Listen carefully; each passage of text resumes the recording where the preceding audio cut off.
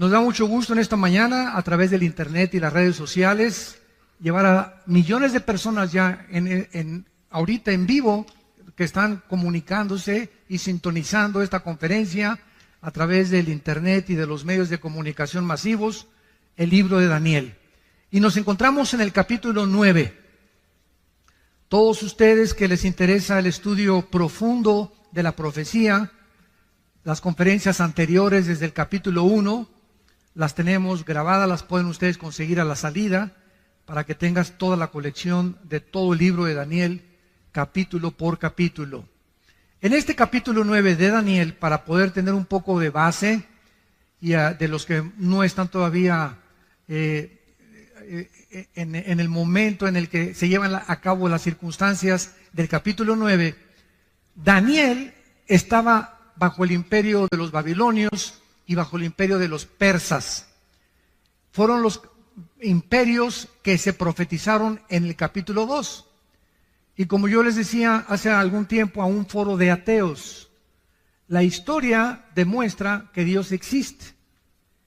La existencia de Dios se puede probar filosófica, histórica, genética, física, biológicamente, de muchas maneras. Epistológicamente también, cosmológicamente también, a través del universo. Pero una de las evidencias más grandes de la existencia de Dios es que la Biblia nos muestra con un orden perfecto de qué forma los imperios a través del tiempo han ido sucediéndose uno detrás de otro, exactamente con la misma cronología que la Biblia lo estableció hace más de 2.700, 2.800 años.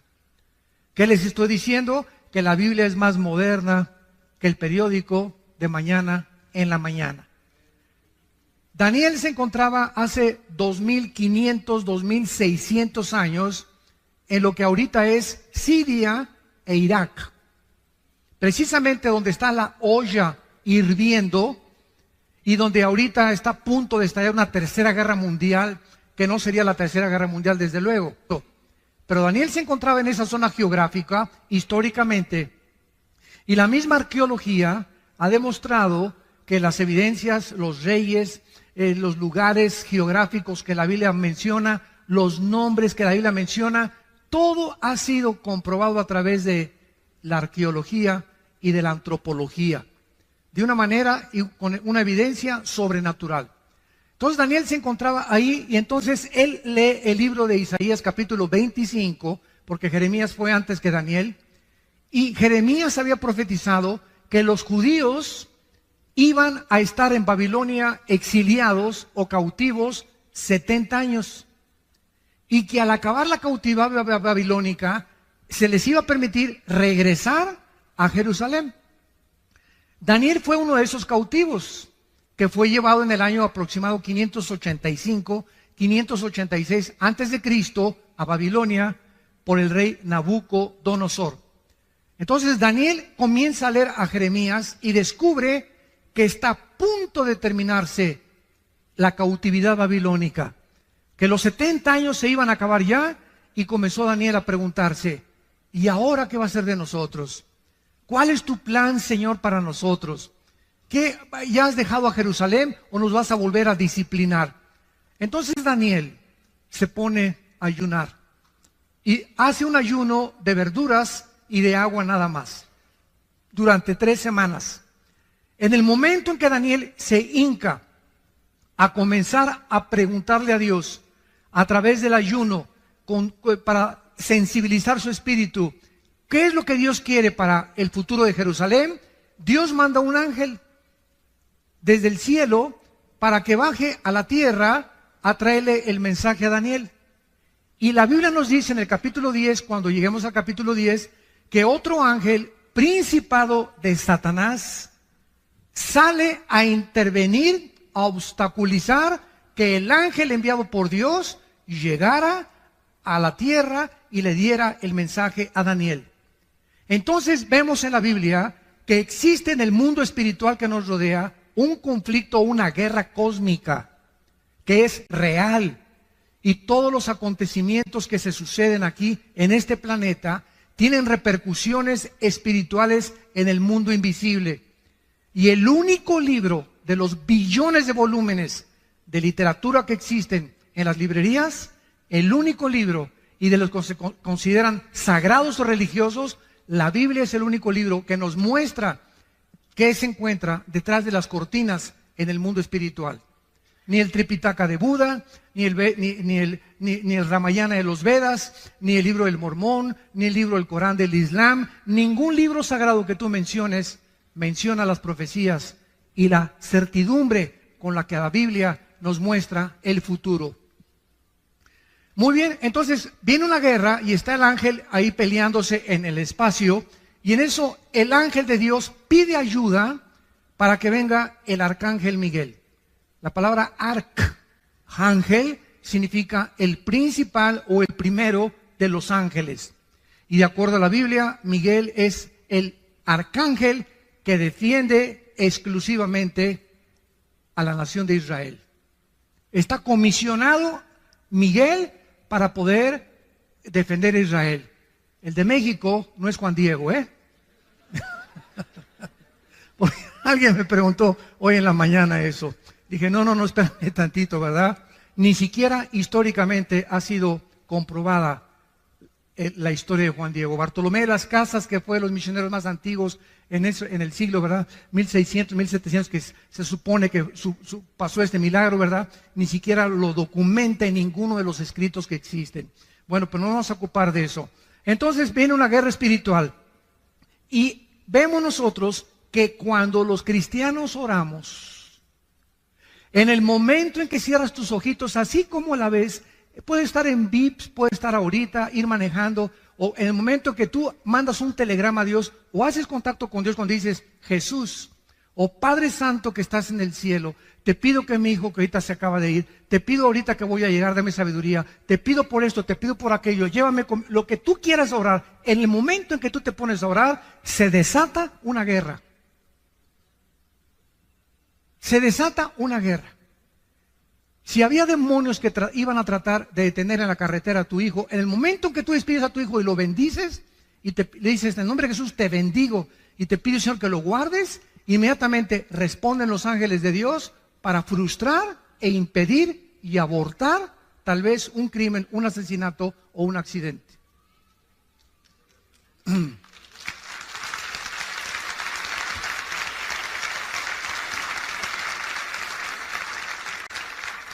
Finalmente, ¿verdad? El ángel llega a la tierra en lo que es ahorita Irán e Irak.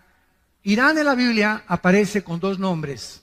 Irán aparece con el nombre de Elam, que todavía es una provincia que está en frontera con Arabia Saudita, e Irán aparece con el nombre de Persia.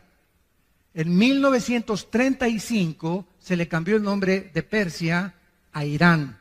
Entonces, todas las naciones que nosotros encontramos, todas las naciones, cerca de 200 naciones que hay ahorita en el mundo, tienen el mismo origen en el capítulo 10 del libro del Bereshit, que es el Génesis.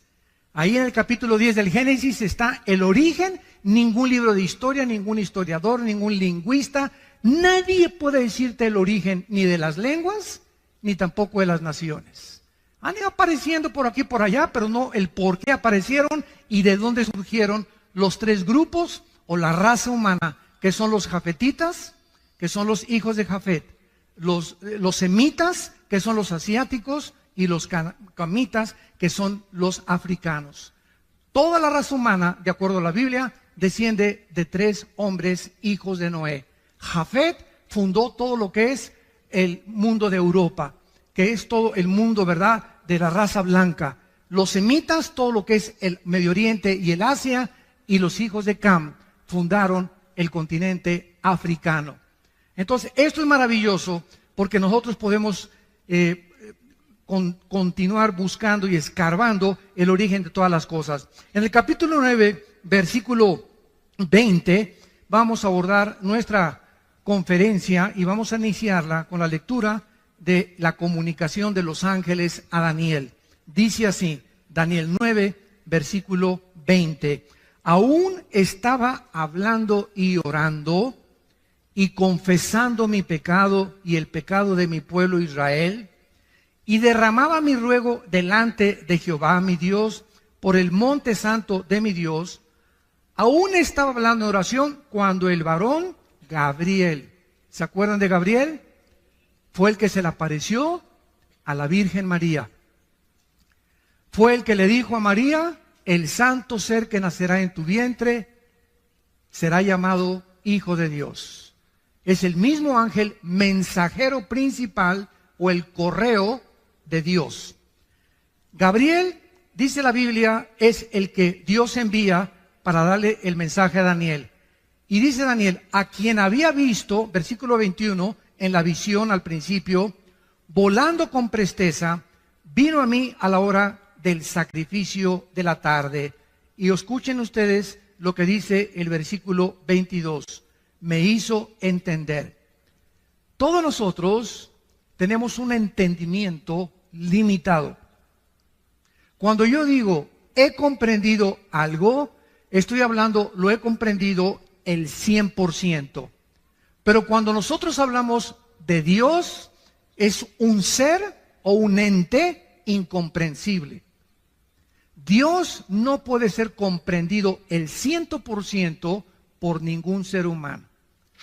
El conocimiento o la comprensión que podamos nosotros tener de Dios, de acuerdo a lo que calculó Alberto Einstein, un científico alemán nacionalizado norteamericano antes de la Segunda Guerra Mundial, dijo que tal vez el coeficiente intelectual del ser humano alcanzaba un 7 o un 8%.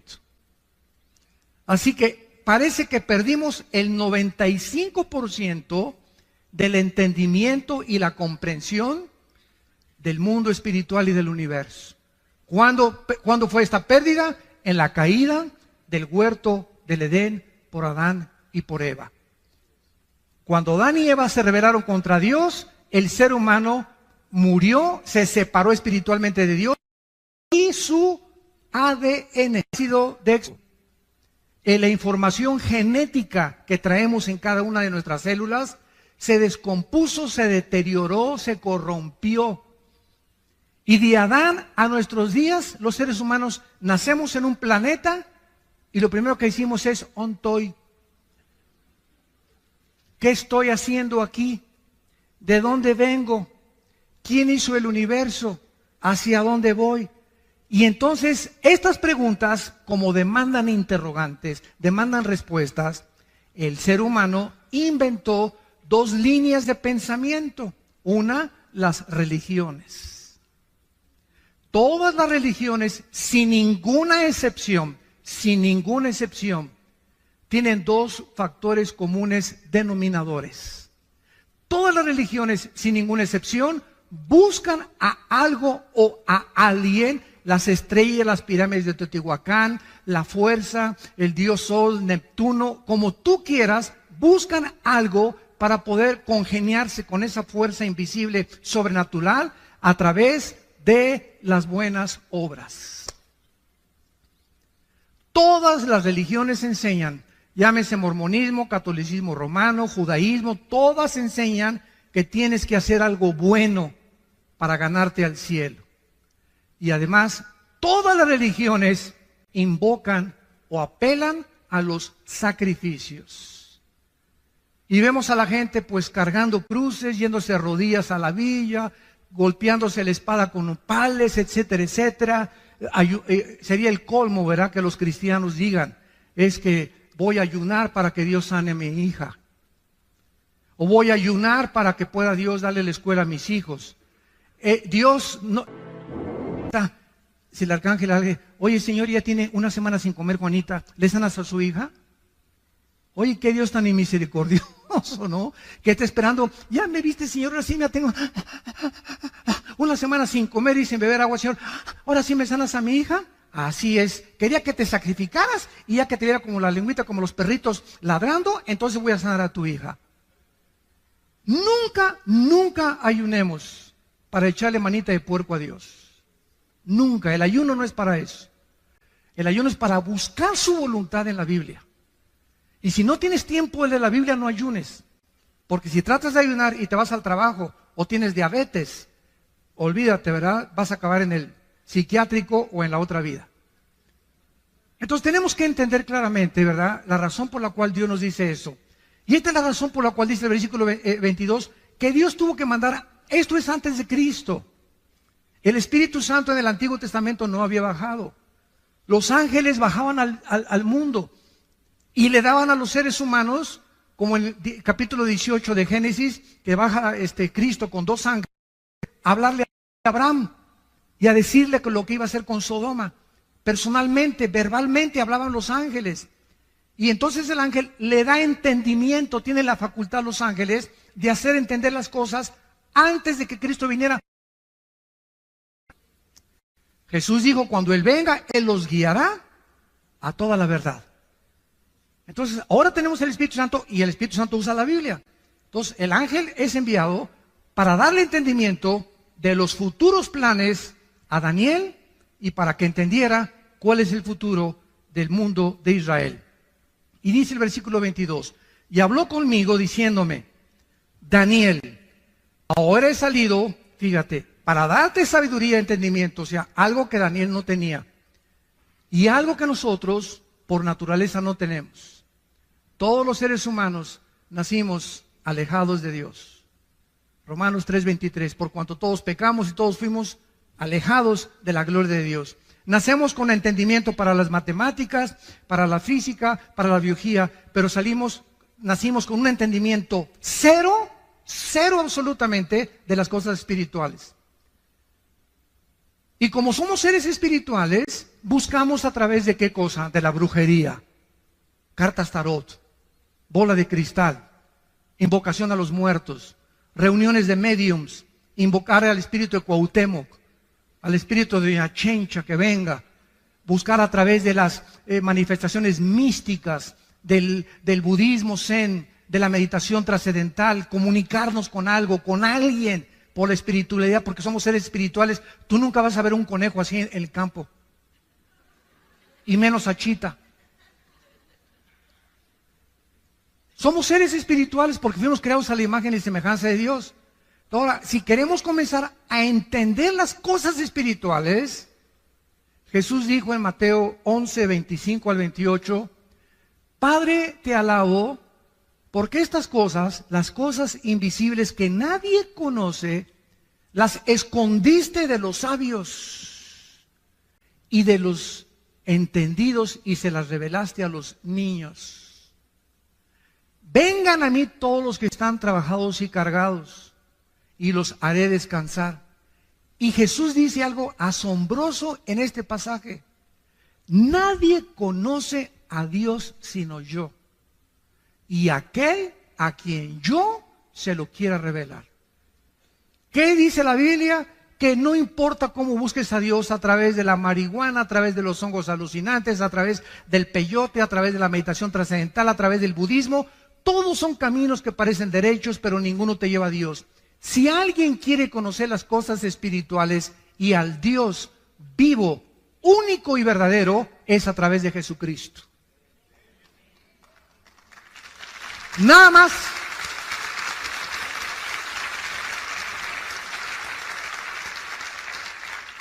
Él descendió del cielo, precisamente, dice Juan 17, versículo 3 y 4, tú me diste, Padre, el poder de bajar al mundo donde están todos estos seres humanos con un entendimiento de un 5 o 6%, completamente ciegos de lo que es el mundo espiritual, de ti, Padre, y de todo lo que pasa en sus vidas, de dónde vienen, quiénes son, a dónde van. Y tú me has dado a mí el poder de bajar al mundo y darles vida eterna.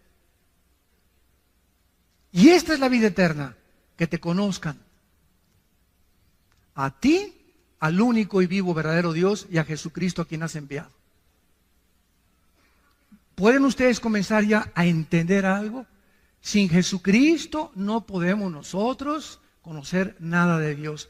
Ahora, cuando Jesucristo les dijo a los discípulos, me voy, ahí nos vemos. Imagínense los discípulos, oye, espérame tantito, ¿cómo que te vas?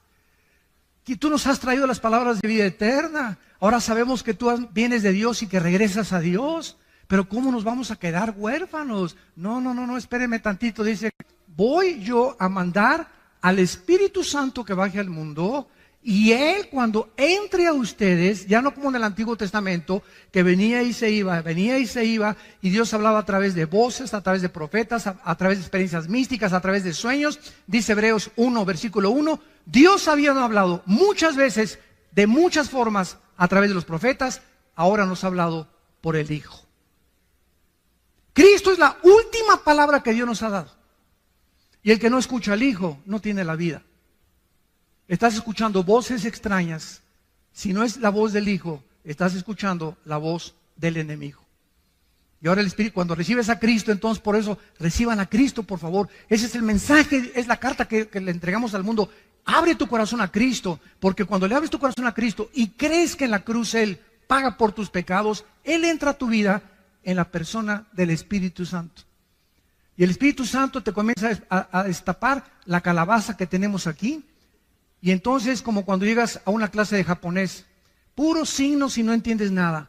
Ah, pero está el maestro japonés. Mira, esa es la A. Ah, si usted no me dice cuál es la A, yo no voy a decir, pues yo creo que esta es la A. No es lo que tú creas, es lo que es. Pues yo creo que Dios es así. Pues Dios no tiene esa chance que fueras así ni pensaras así. Pues yo pienso que Dios va a mandar a todos al cielo y que nadie se va a condenar. Es lo que piensa mi Achincha también. Dios no nos llega a nosotros que nosotros determinemos cómo es Él. Él es el que nos quiere revelarse. ¿Cómo es Él? A través de su Hijo. Y una vez que tienes a Cristo, vienes a la Biblia y Dios usa nada más la Biblia. No usa ningún otro libro más que la Biblia. Y a través de la Biblia, ya con el Espíritu Santo, comienzas a leer.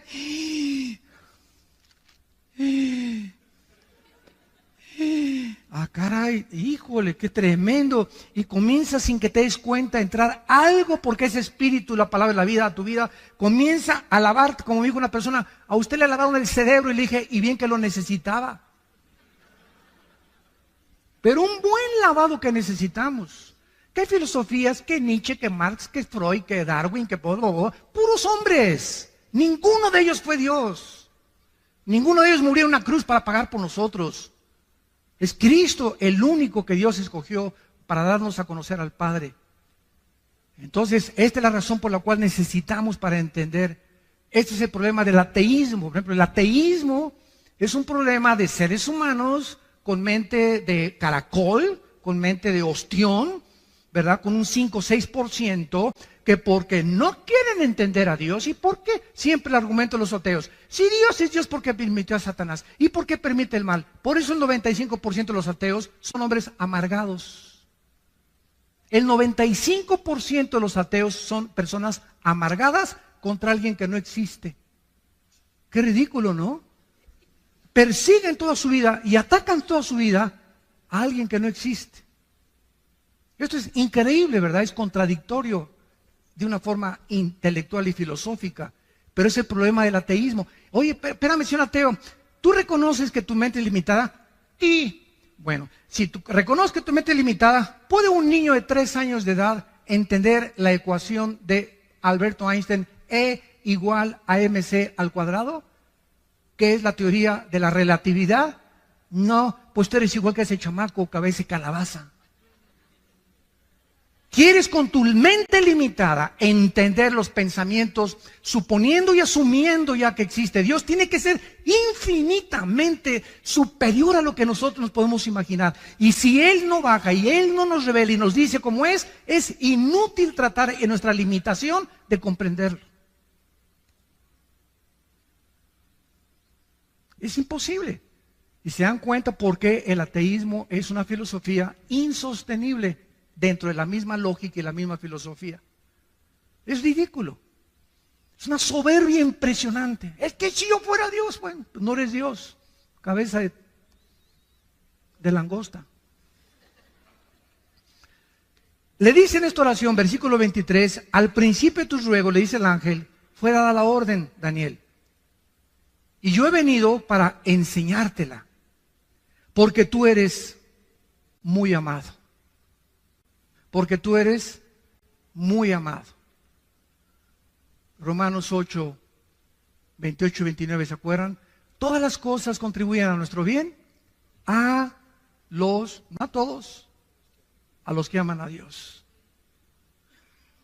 Si tú amas a Dios con todo tu corazón y con todas tus fuerzas, no hay nada que ahorita estés pasando, no hay nada. El problema que tú me digas que tienes ahorita, que no esté Dios trabajando a tu favor.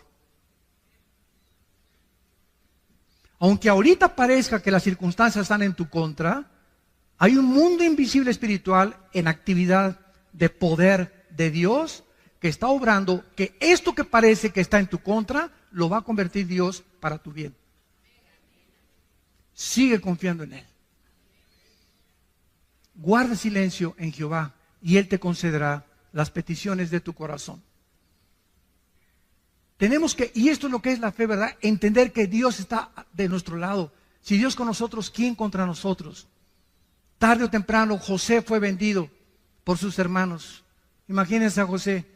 Imagínate que tus hermanos te saquen a patadas de tu casa y que te venden, que te lleven allá a Tepito, que te lleven allá a Ciudad Neza, y ay, llévense a que póngalo a repartir droga, póngalo a pedir limosna y que te corran de tu casa.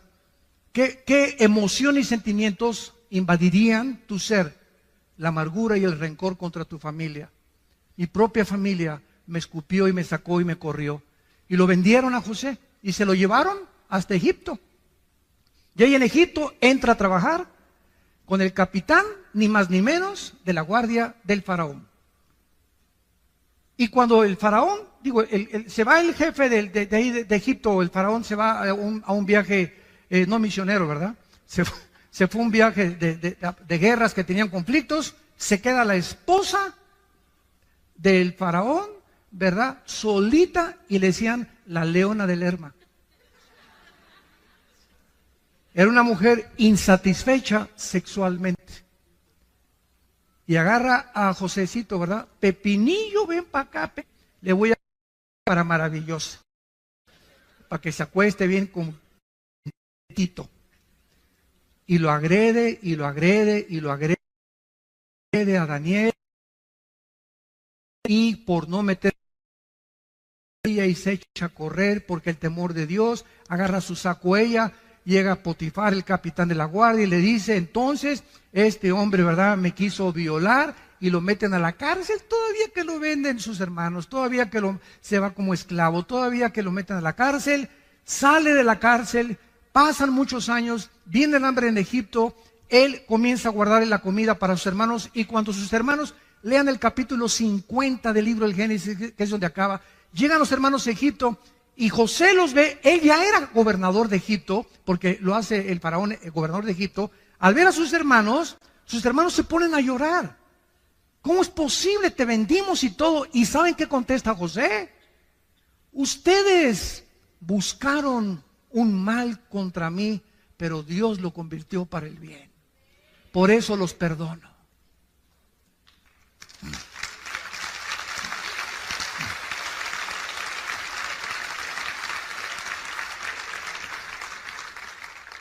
Cuando confiamos en Dios, no tengo nada contra ti. Ese es tu problema. Si tú tienes problemas conmigo, pero yo yo no tengo nada absolutamente contra ti. Ese es el secreto más grande, porque dice Santiago capítulo 4 que Dios da gracia a los humildes. Muy bien.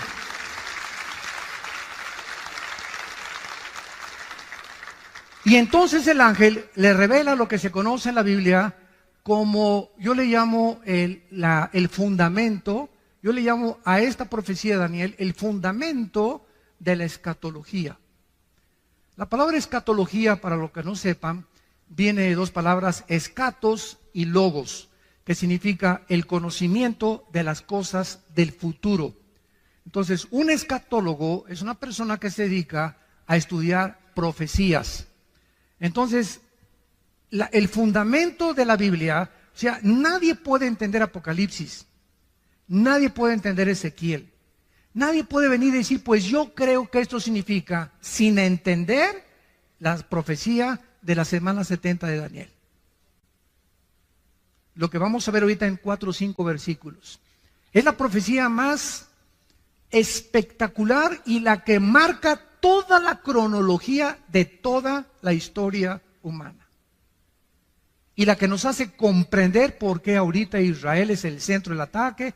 Como alguien me dijo, bueno, ¿y ustedes por qué nada más Israel? No, nada más Israel. Yo aquí siempre traigo el menorá, que significa la iglesia. El menorá es la iglesia, la luz, somos la luz del mundo, los cristianos. Y aquí tiene 7 palitos. El menorá es el candelero de los judíos con 7 palitos. ¿Por qué? Porque el de en medio es Cristo. Y si los otros 3 de un lado y los otros 3 del otro lado es la iglesia. ¿Por qué? Porque el número 6 es el número del hombre en la Biblia. En la Biblia hay una numerología o una gramática que significa que cada letra tiene un significado bíblico o un significado numérico. Entonces, el hombre tiene el número 6, el 1 es el nombre de la unidad, el 3 de la Trinidad, el 5 es el número de la gracia, el 12 es el número del gobierno, el 8 es el número de la perfección total, etcétera, etcétera. Entonces, el menorá significa Cristo en medio de los seres humanos. Cristo en medio de los seres humanos. Y esto es precisamente por qué Dios usa los números en la Biblia. Vamos a esta profecía, versículo 24. 70 semanas están determinadas sobre tu pueblo y sobre tu santa ciudad. En la Biblia había semanas de días y de años. La palabra 70 es la palabra Shivin Shabun. La palabra semana en el hebreo es la palabra Shabua. Entonces está hablando 70 semanas o 70 años de semanas. Si multiplicamos 7 por 7, 49. En otras palabras, 490 años. Esto es asombroso. Te voy a dar la cronología de los años, Daniel. Hay 490 años para Israel. Y cuando se cumplan los 490 años, yo regreso. Y cuando los más grandes físicos, matemáticos y aquellos que han estudiado las leyes de las probabilidades también matemáticamente en la Biblia, matemáticamente también se demuestra que la Biblia es algo sobrenatural, han calculado exactamente la cantidad de años que se profetizó. Se lo voy a dar resumidamente para después abordarlo poco a poco. Ya se cumplieron 483 años. Vamos rápidamente a ver, nos vamos a brincar el 24 para darles un resumen. Sabe y entiende que desde la salida de la orden, y dice cuándo comenzar a contar, desde que salga la orden para restaurar y edificar a Jerusalén hasta cuando venga Cristo, desde que se dé la orden para edificar Jerusalén hasta el Mesías príncipe, habrá 7 semanas y 62 semanas, y se volverá a edificar la plaza y el muro en tiempos angustiosos, y después de las 62 semanas se quitará la vida al Mesías. ¿Quién podría si no es Dios? Hace 2500, 2600 años dejarnos un documento como el que tenemos en nuestras manos y poder profetizar con tanta exactitud para que podamos comprender claramente que solo Él puede poner el orden y los tiempos. Escuchen ustedes, esto es absolutamente tremendo. Aproximadamente en el libro de Nehemías capítulo 2 se dio la orden para restaurar Jerusalén, en el libro de Nehemías. Y del libro de Nehemías hasta el Domingo de Ramos. Apúntalo. Que fue en febrero del año 445 antes de Cristo, cuando se dio la orden de restaurar Jerusalén. Y cuando Cristo llega a Lucas 22, al Domingo de Ramos, y en un burrito cabalgando, y todos creían que ya viene el Mesías, y de acuerdo a las profecías del reino, el Mesías va a establecer su reino, y vamos contra el Imperio Romano, y se acabó ya el yugo del Imperio Romano. Llega Jesucristo en un burrito, no en un caballo blanco como esperaban todos los conquistadores en el tiempo antiguo. Al entrar y declarar la victoria, entraban en caballos blancos. Eso lo hará Cristo hasta el capítulo 19 de Apocalipsis, cuando venga ya venciendo a todas las naciones con nosotros. Llega en un burrito Jesucristo y se para sobre Jerusalén. Y ahí enfrente, en Jerusalén, dice unas palabras tremendas en el capítulo 23 de Mateo, versículo 37. Se los voy a leer rápidamente.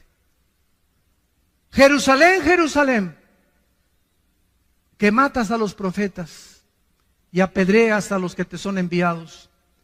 ¿Cuántas veces quise juntar a tus hijos, como la gallina junta sus polluelos debajo de sus alas, y no quisiste? He aquí vuestra casa os es dejada desierto. Pero en verdad les digo que desde ahora no me veréis hasta que digáis Baruch Hashem Adonai Eloheinu, que en hebreo significa bendito el que viene en el nombre del Señor. Baruch Hashem Adonai Eloheinu. Y esto lo vamos a ver en la profecía, que es exactamente en ese momento cuando Cristo declara esas palabras, que Dios deja de tratar con Israel.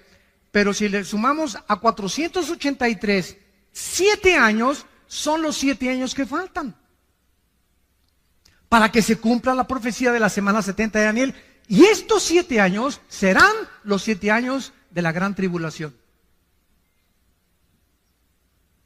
Por eso la iglesia es imposible que vaya a atravesar la tribulación, porque no nos ha puesto Dios para la ira.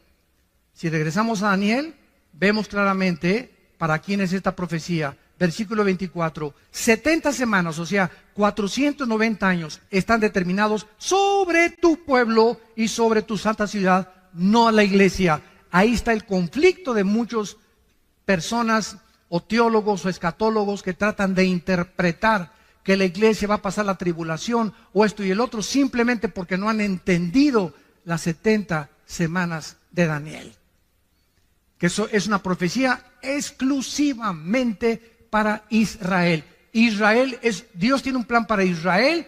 Síganme con cuidado. Dios tiene un plan para la iglesia. El plan de Dios para Israel y el plan de la iglesia son diferentes. Esto se llama dispensacionalismo.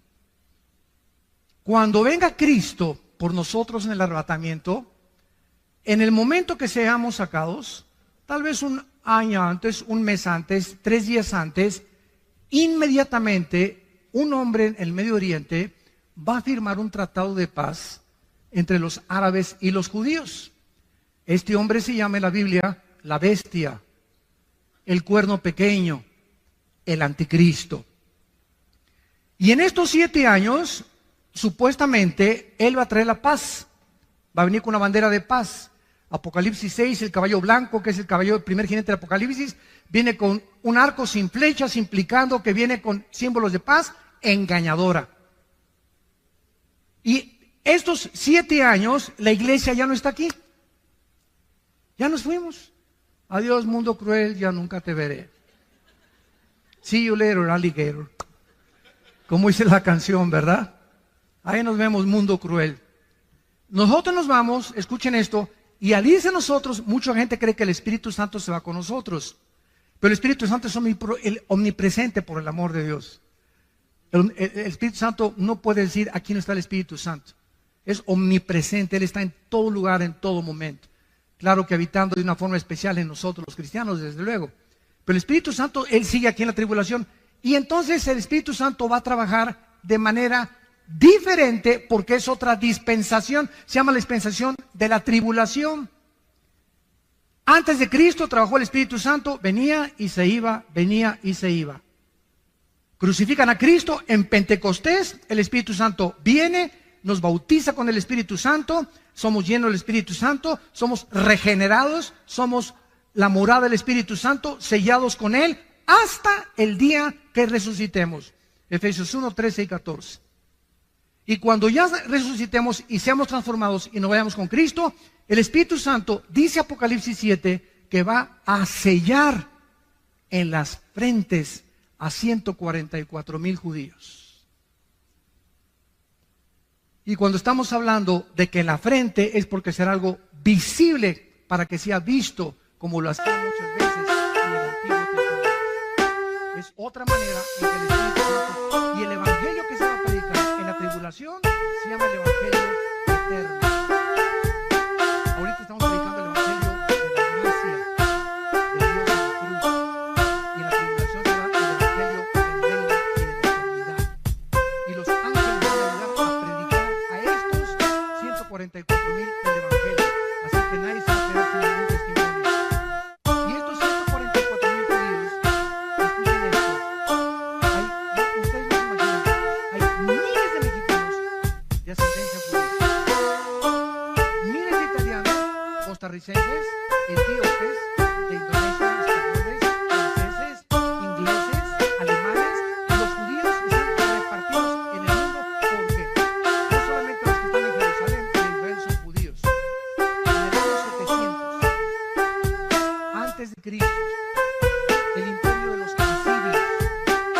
llegó a Israel y agarró a las 10 tribus de Israel y se las llevó cautivas al norte, a Siria, donde está la guerra ahorita civil.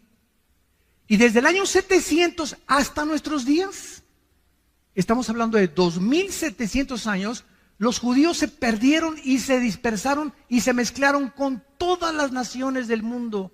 Y hay judíos rusos, judíos negritos, judíos blancos, judíos mexicanos, etcétera, etcétera. Así que estos 144,000 judíos, muchos creen que solamente van a salir de Israel. No es verdad.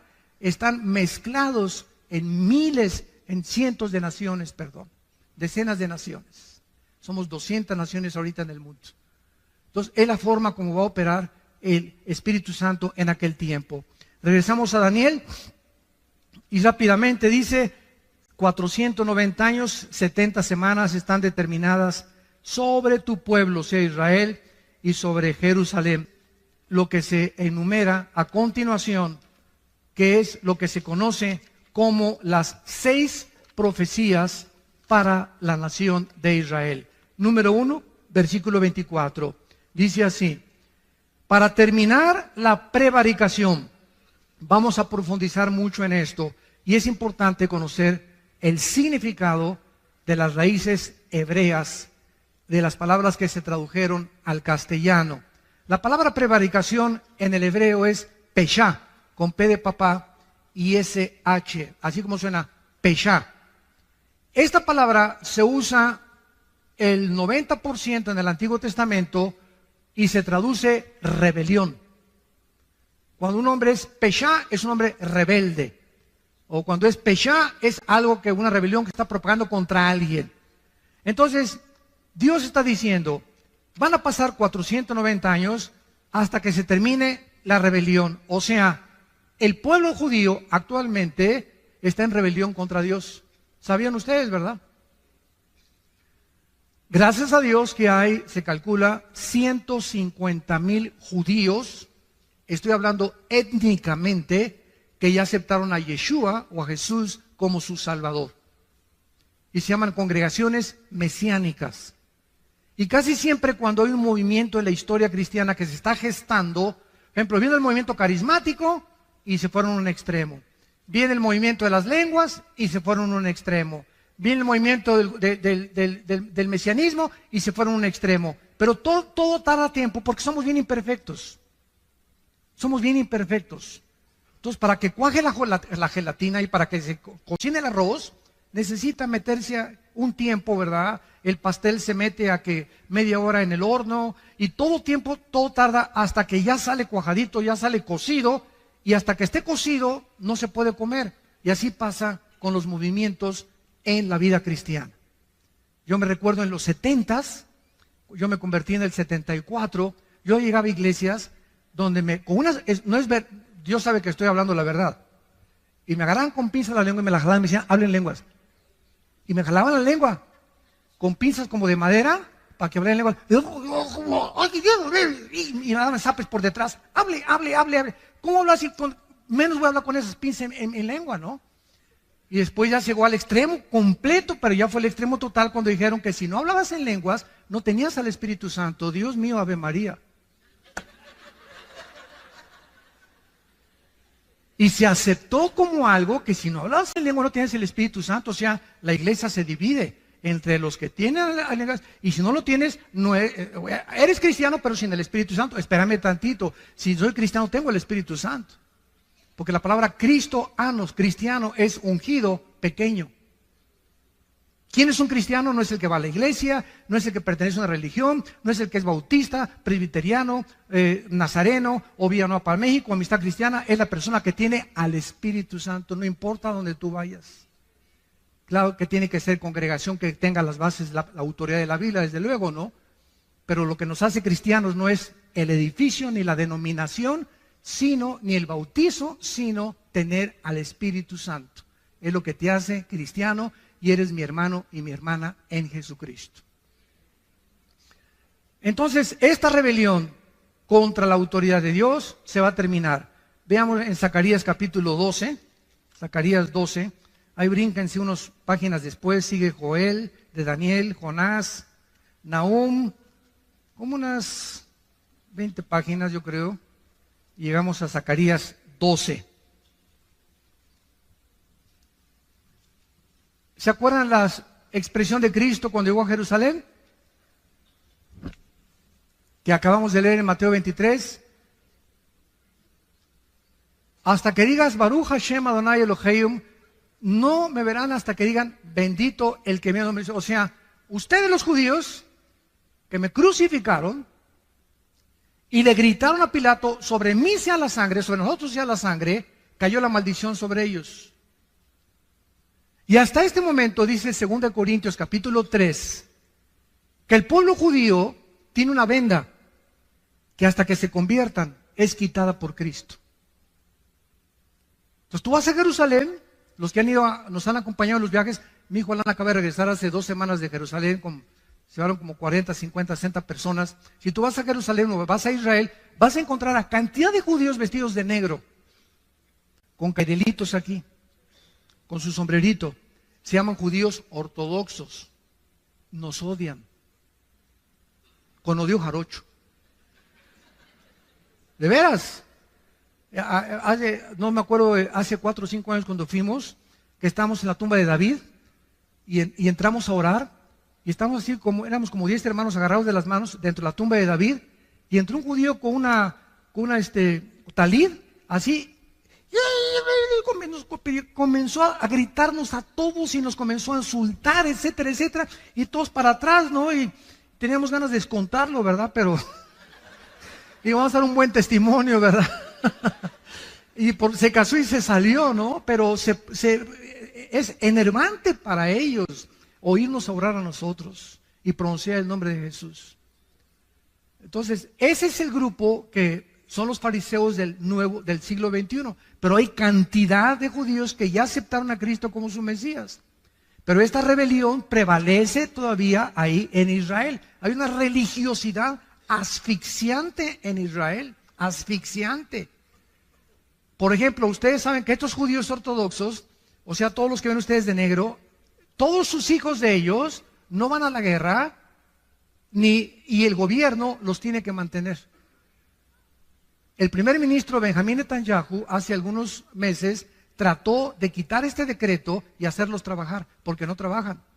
Desde que son niños, lo único que hacen es leer la Torá o el Mishnah, que es la ley, los 5 libros de Moisés o el Pentateuco. Y es a lo que se dedican, nada más, la pura leer. Y están siempre, leen y leen y leen. Desde chiquitos crecen eso, no van a la guerra, no trabajan y el gobierno los sostiene para mantener las tradiciones judías. Y es inconcebible, ¿verdad? Es ridículo, ¿verdad? Pero a Netanyahu no le aprobaron el proyecto que hizo, ¿verdad? Y no pudo alcanzar nada. En Zacarías 12, dice el 9 al 10, hablando de este día futuro, que es futuro cuando Israel se convierta, y en aquel día, está hablando cuando Cristo venga, yo procuraré destruir a todas las naciones que vinieren contra Jerusalén. Y derramaré, escuchen, derramaré hasta ese tiempo, derramaré sobre la casa de David y sobre los moradores de Jerusalén espíritu de gracia y de oración, y mirarán a mí a quien traspasaron. Y llorarán como se llora por hijo unigénito, afligiéndose por él como quien se aflige por el primogénito. No será hasta que él venga y lo vean con sus llagas en las manos y digan, caray, él era Jesús.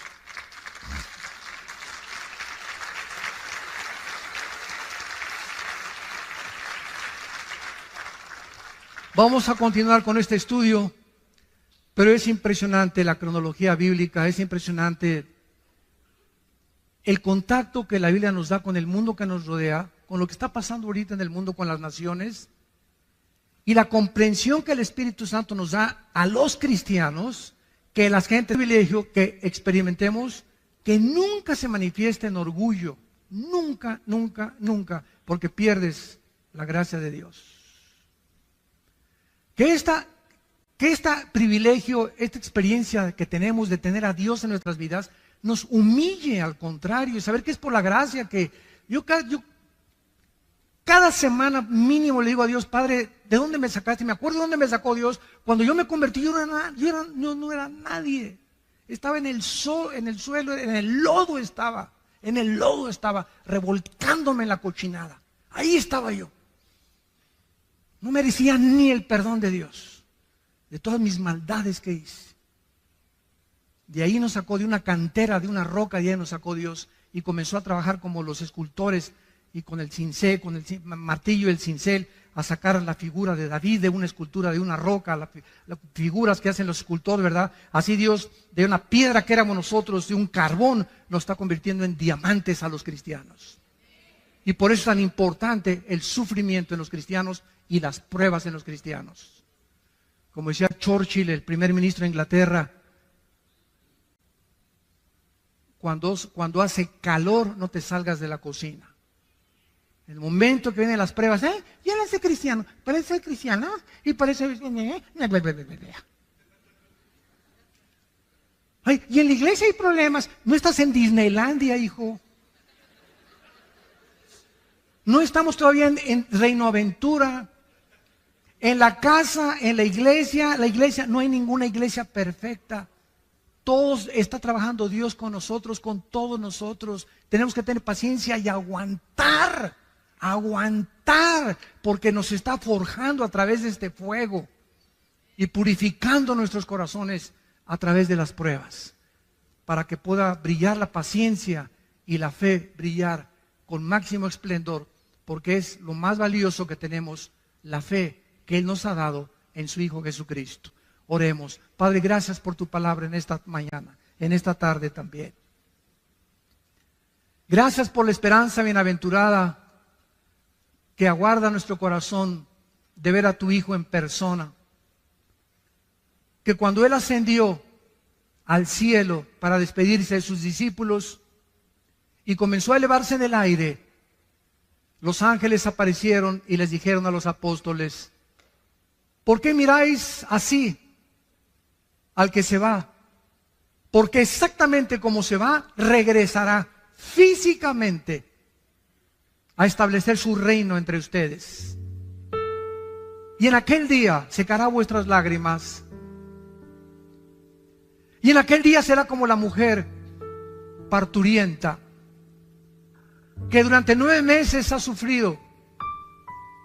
Y cuando el niño viene ya al mundo, se rompe la fuente, los dolores aumentan, pero cuando tiene esa criatura en sus brazos, todavía dice que venga el segundo o el tercero. Pero ese niño en sus brazos le hace olvidarse de todo lo que pasó, por el gozo de tener a su hijo, que finalmente está con ella, o a su hija. Y cuando tú vengas, esto le dijiste a los discípulos: así será con ustedes. En el mundo tendrán aflicción, pero confíen, yo he vencido al mundo. Y cuando yo venga, vuestras lágrimas se convertirán en gozo. Y nadie les volverá a quitar su gozo, porque ya no habrá muerte, ni enfermedades, ni sufrimientos, ni fricciones, porque todas las cosas serán hechas nuevas. En esta mañana, Dios te invita a que vengas a su Hijo Jesucristo. Lo que no has entendido, seguirás sin entendiéndolo, porque no lo tienes a Él. Pero en cuanto tú lo invites a tu vida, Él entrará a tu corazón, te quitará las vendas que cubren tu mente ahorita espirituales, y comenzarás a comprender las cosas profundas de Dios. ¿Qué tengo que hacer?, me preguntarás. Simplemente, en este instante, con tu rostro inclinado, con toda la sinceridad de tu vida, dile: perdona mis pecados, Señor. Creo que en la cruz tu Hijo pagó por ellos con la sangre que Él derramó. Creo que a los 3 días se levantó de los muertos, y te pido, Jesús, porque sé que vives, que en este instante entres a mi vida como mi Señor y mi Salvador. En tu nombre perfecto, santo y eterno te lo pido. Amén.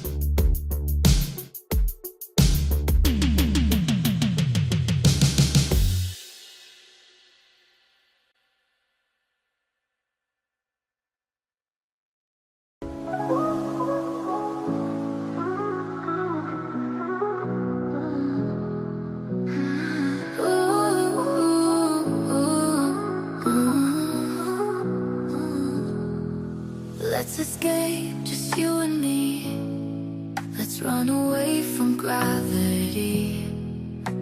Slowly soaring through the night.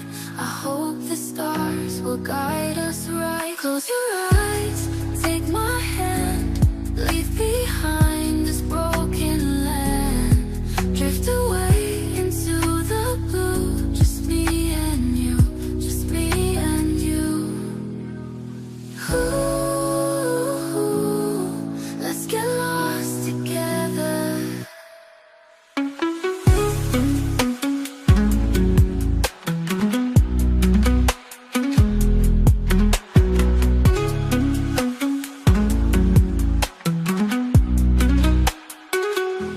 I want you to chase me through the clouds.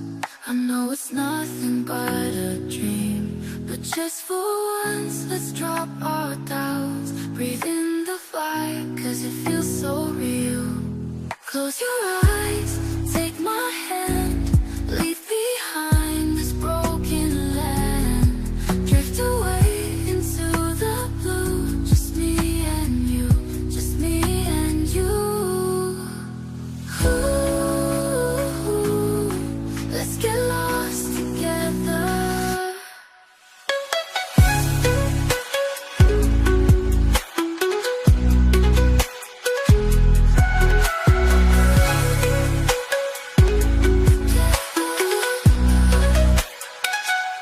I want you to chase me through the clouds. I know it's nothing but a dream, but just for once, let's drop our doubts. Breathe in the fire, cause it feels so real. Close your eyes, take my hand. Leave behind this broken land.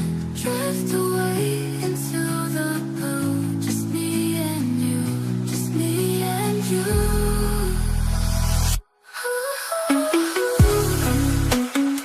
Let's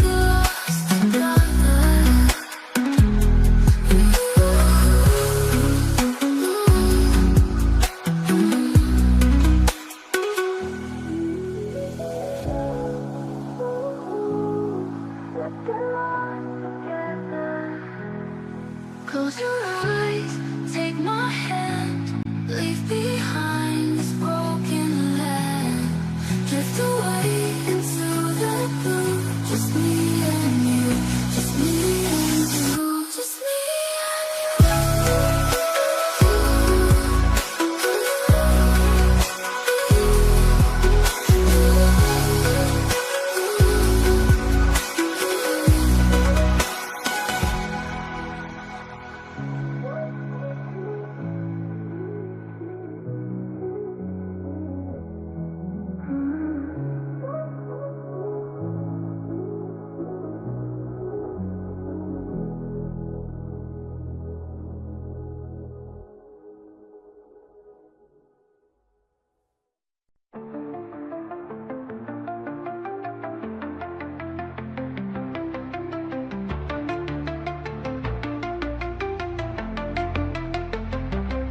In a dream of a land far away, I caught a fleeting sight of you on that day. In the haunting mountains of mist I reside, waiting for you to be at my side. It's not a journey I planned nor wanted. Are you lost in the thick mist? Are you my departed? In the mountains of old I have found a wandering soul. Have you forgotten your path, or are we destined to drift apart? If you can hear me now, I have not forgotten. It's not a journey I planned or wanted. Are you lost in the thick mist? Are you my departed? In the mountains of old I have found a wandering soul.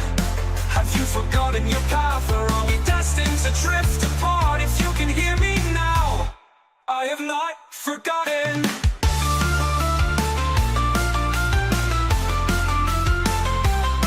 In a dream of a land far away, I caught a fleeting sight of you on that day. In the haunting mountains of mist I reside, waiting for you to be at my side. It's not a journey I planned or wanted.